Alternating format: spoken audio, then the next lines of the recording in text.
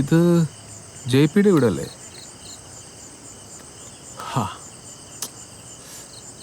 എടോ, ഞാൻ വൈകുന്നേരം പറഞ്ഞില്ലേ എനിക്ക് കുറച്ചധികം ദേഷ്യക്കൂടുതലുണ്ടെന്ന്.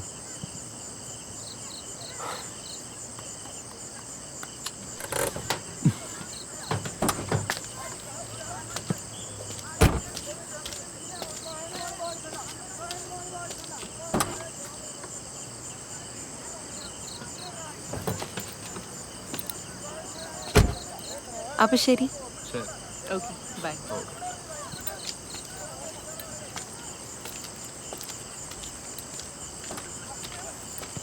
നിഹ, ഇത് നിന്റെ ബാംഗ്ലൂരല്ല, മനുഷ്യൻ മാനമര്യാദയ്ക്ക് ജീവിക്കുന്ന കൊച്ചിയാണ്. വല്ലവന്റെ കൂടെ കറങ്ങി നടന്നിട്ട് വല്ലപ്പോഴും വന്ന് കയറുന്ന പരിപാടി ഒന്നും ഇവിടെ നടക്കില്ല. എന്റെ കാര്യത്തിൽ ആരും ഇടപെടണ്ട. പിന്നെ ഞാൻ ആരുടെ കാര്യത്തിൽ ഇടപെടേണ്ടത്? നീ ഇവിടെ താമസിച്ചിടത്തോളം കാലം നീ ചെയ്യുന്നതിന്റെ മുഴുവൻ റെസ്പോൺസിബിലിറ്റി എനിക്കാണ്. നിന്റെ അമ്മ എങ്ങാനും വിളിച്ചു ചോദിച്ചാൽ ഞാൻ എന്താണ് മറുപടി പറയേണ്ടത്? അമ്മയടുത്ത് പറയാനാണെങ്കിൽ എനിക്കുണ്ട് കുറേ കാര്യങ്ങൾ. അങ്കിളിന് അറിയാലോ. വെറുതെ എൻ്റെ വാ തുറപ്പിക്കരുത്. ഞാൻ എല്ലാം മറന്നിട്ടാണ് ഇവിടെ ഒന്ന് താമസിക്കുന്നതെന്നൊരു വിചാരം ഉണ്ടെങ്കിൽ അത് വേണ്ട. അമ്മ പറഞ്ഞു, ഞാൻ വന്നു. എനിക്ക് വേറെ നല്ലൊരു സ്ഥലം ശരിയാകുന്ന അടുത്ത സെക്കൻഡ് ഞാൻ ഇവിടെ നിന്ന് ഇറങ്ങും. അതുവരെ എന്നെ എൻ്റെ പാട്ടിന് വിടുന്നേ നല്ലത്. ഒച്ച വെക്കാതെ.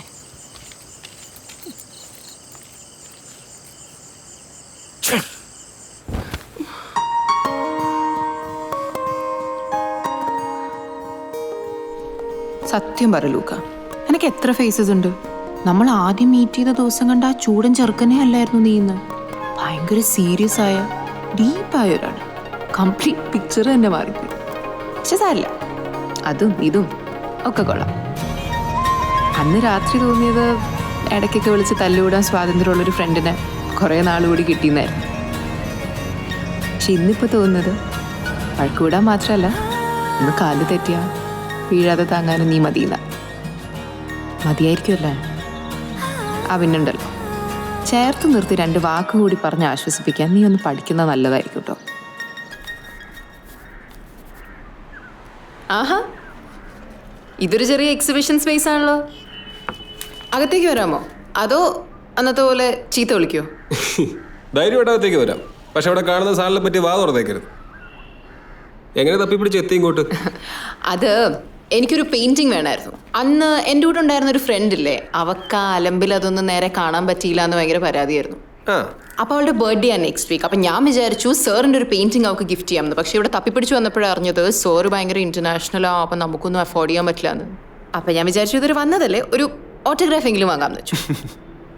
അതുമില്ല, അതെ, ഇങ്ങനെ അഫോർഡബിൾ അല്ല എന്നൊന്നും പറഞ്ഞ് വരത്തല്ലേ, നമുക്ക് വഴിയുണ്ടാക്കാം. ഓക്കെ, പക്ഷെ വൺ റിസ്ക് ആണ് താൻ എടുത്തിരിക്കുന്നത്. പൊതുവേ ഞങ്ങൾ കലാകാരന്മാർക്ക് സ്ത്രീ വിഷയത്തിൽ ചീത്തപ്പേരുള്ളതാണ്. പ്രത്യേകിച്ച് എന്നെ പോലെ സുന്ദരനും സുമുഖനും സിംഗിളുമായ ഒരാൾക്ക് അത് കുറച്ച് കൂടുതലായിരിക്കും. നീ അത്ര നീറ്റല്ലെന്നൊക്കെ അറിഞ്ഞിട്ട് തന്നെയാണ് ഞാൻ ഇങ്ങോട്ട് വന്നത്. അന്ന് നീ എന്നെ വീട്ടിൽ ഡ്രോപ്പ് ചെയ്തില്ല, അന്നോട്ടെങ്കിലും തിരിച്ചു മറിച്ചു ഇതൊക്കെ തന്നെയാണ് പറഞ്ഞുകൊണ്ടിരിക്കുന്നത്. മിനിമം ഒരു 10 ലെക്ചറെങ്കിലും കേട്ടിട്ടുണ്ടോ? JPയോ? അങ്ങനെ വരാൻ വഴിയില്ലല്ലോ. ആളൊരു നല്ല മനുഷ്യനാണെന്നാണോ ഞാൻ കേട്ടിട്ടുള്ളത്. മാത്രമല്ല പുള്ളിക്കനെ നന്നായിട്ട് അറിയുകയും ചെയ്യാം. ചിലപ്പോൾ ആരെങ്കിലും പോയി എന്തെങ്കിലുമൊക്കെ പറഞ്ഞു കൊടുത്തിട്ടുണ്ടാവും ആയിരിക്കും. പക്ഷെ പറയാതിരിക്കാൻ പറ്റില്ല, പുള്ളി ഒരു കിഡിലൻ റൈറ്ററാണ്. പുള്ളിയുടെ കോളംസിനൊക്കെ മറ്റു പത്രക്കാർക്കില്ലാത്തൊരു ഒരു ഭംഗിയുണ്ട്.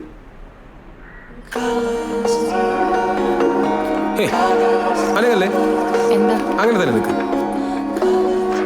എന്താ ഇത് എന്താ തനിക്ക് വിരോധമില്ലെങ്കിൽ ഞാൻ തന്നെ ഒന്ന് വരച്ചോട്ടെ. പക്ഷെ അനങ്ങല്ലേ അനങ്ങല്ലേ അനങ്ങരുത്. പക്ഷെ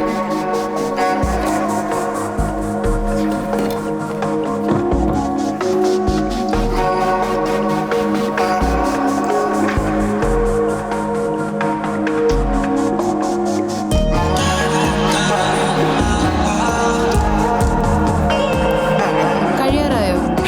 കഴിഞ്ഞില്ല, തുടങ്ങിയല്ലേ ഉള്ളൂ. കാല് വേനിക്കുന്നുടോ. അനങ്ങാ നിക്ക്.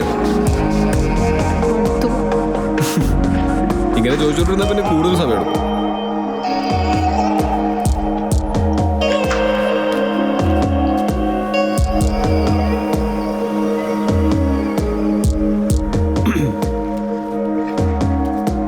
കുറച്ച് ഇല്ലല്ല, പോകാൻ അങ്ങോട്ട്. അയ്യോ, കരിയായി. കൈ ഇവിടെ. ഓക്കെ.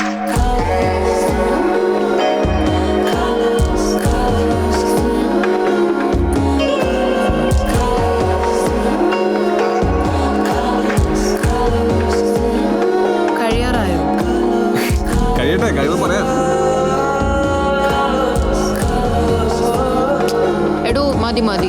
കഴിഞ്ഞോ? കഴിഞ്ഞു. എനിക്കിനി നിൽക്കാൻ വയ്യ. ഫൈനൽ ടച്ചേ ഉള്ളൂ. വാ. അയ്യേ, ഇതെന്താ കണ്ണുനീരൊക്കെ? താൻ കരഞ്ഞുകൊണ്ട്. ഞാനോ? ഞാൻ എപ്പോഴാ കരഞ്ഞ? ഞാൻ ചിരിച്ചോണ്ടല്ലേ ഇരുന്നേ. താൻ കരയുന്നത് ഞാൻ കാണാതിരിക്കാൻ വേണ്ടി മാത്രമുള്ള ഒരു ചിരിയായിരുന്നില്ലേ അത്? താനിത് എന്തൊക്കെയായി പറയുന്നേ? എടോ, അത് ചുമ്മാ മുന്നിൽ കാണുന്നതിലും പകർത്തി വെച്ചിട്ട് കുറെ കളർ വാരി തേക്കുന്ന പരിപാടിയല്ല. മുന്നിൽ കാണുന്നത് എന്താണോ അതിന്റെ പിറകിൽ എന്താണ് നടക്കുന്നത് എന്നായിരിക്കും ഞാൻ ചിന്തിക്കുന്നത്. താനോടെ ചുമ്മാ ചിരിച്ചുകൊണ്ടിരിക്കുന്നല്ലായിരുന്നു, എന്തൊക്കെയോ ആലോചിച്ചുകൊണ്ടിരിക്കുകയായിരുന്നു. ആലോചിച്ച് താൻ എങ്ങോട്ടൊക്കെയോ പോയി. പക്ഷെ ആ ആലോചനയും തൻ്റെ മുഖത്തുണ്ടായിരുന്നില്ല, കയ്യിലുണ്ടായിരുന്നു. താൻ ആലോചിക്കും തോറും തൻ്റെ മുഖത്ത് ചിരി ഒഴിച്ച് ബാക്കിയെല്ലാം മാറിക്കൊണ്ടിരുന്നു. തൻ്റെ കവിളിലെ വെളുത്ത നിറം മാറി ബ്രൗണായി, പിന്നെ അത് ബേബി പിങ്കായി, പിന്നെയും മാറിയത് റെഡായി. തൻ്റെ കണ്ണുകളും ഒട്ടും ഫോക്കസ്ഡ് അല്ലായിരുന്നു. വളരെ സ്പീഡിലൊന്നും അല്ലെങ്കിലും തൻ്റെ കണ്ണുകൾ എന്തോ പരതിക്കൊണ്ടിരിക്കുകയായിരുന്നു. പിന്നെ ഞാൻ അവിടെ വരച്ചുകൊണ്ടിരിക്കുമ്പോൾ താൻ അവിടെ നിൽക്കുമ്പോൾ തൻ്റെ 2 കണ്ണും നന്നായിട്ട് നിറയുന്നുണ്ടായിരുന്നു. പക്ഷെ താൻ വളരെ ഫോഴ്സ്ഫുള്ളി ആ കണ്ണുനീര് താഴെ വീഴാതെ പിടിച്ചു നിർത്തി.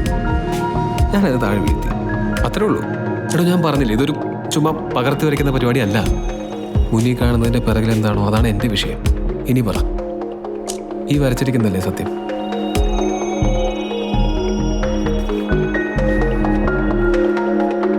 സത്യതുകൊണ്ടല്ലേ താനൊന്നും പറയാത്തേ?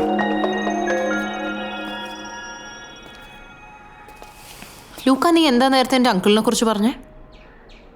ഒരു ദിവസം നീ അയാളെ ഇവിടെ കൊണ്ടുവരണം, എന്നിട്ട് അയാളെ ഇവിടെ പിടിച്ചിരുത്തി ആളുടെ പടം വരയ്ക്കണം. അപ്പം ചിലപ്പോൾ അയാളുടെ മറ്റൊരു മുഖം നിനക്ക് കാണാൻ പറ്റും. But for the actor here's, അയാൾ നിന്നെയും പറ്റിക്കും. നീ പറഞ്ഞ ശരിയാ. നേരത്തെ നീ അയാളെക്കുറിച്ച് പറഞ്ഞതുകൊണ്ടായിരിക്കും.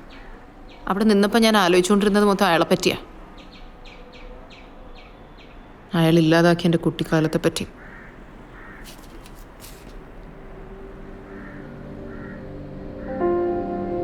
ലൂക്ക, അമ്മ മാത്രമുള്ളൊരു കുട്ടിയെ സംബന്ധിച്ചിടത്തോളം അമ്മയുടെ ബ്രദർ എന്ന് പറയുന്നത് വെറും ഒരു അങ്കിള് മാത്രമല്ല, അച്ഛനെ പോലെ തന്നെയാണ്. എനിക്കും അങ്ങനെ തന്നെയായിരുന്നു. എല്ലാ മാസവും നാട്ടിൽ നിന്ന് ബാംഗ്ലൂരിലേക്ക് നമ്മളെ കാണാൻ വരുന്ന, നമ്മുടെ കാര്യങ്ങളൊക്കെ അന്വേഷിക്കാൻ വരുന്ന നല്ലൊരാൾ, അച്ഛനോട് സ്നേഹിക്കുന്ന ഒരാൾ. പക്ഷെ ഇടയ്ക്കെപ്പോഴോ അയാളുടെ സ്നേഹപ്രകടനങ്ങളുടെയൊക്കെ രീതിയിലൊരു മാറ്റം ഉണ്ടായിരുന്നു. അത് മനസ്സിലാക്കാൻ എനിക്ക് കുറച്ച് സമയമെടുത്തു.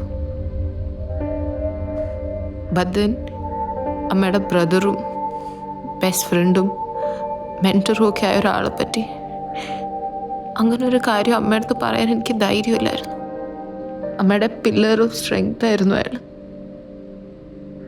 പെങ്ങൾക്കും കൊച്ചിനും വേണ്ടി ജീവിതമൊക്കെ മാറ്റി വെച്ചൊരാൾ.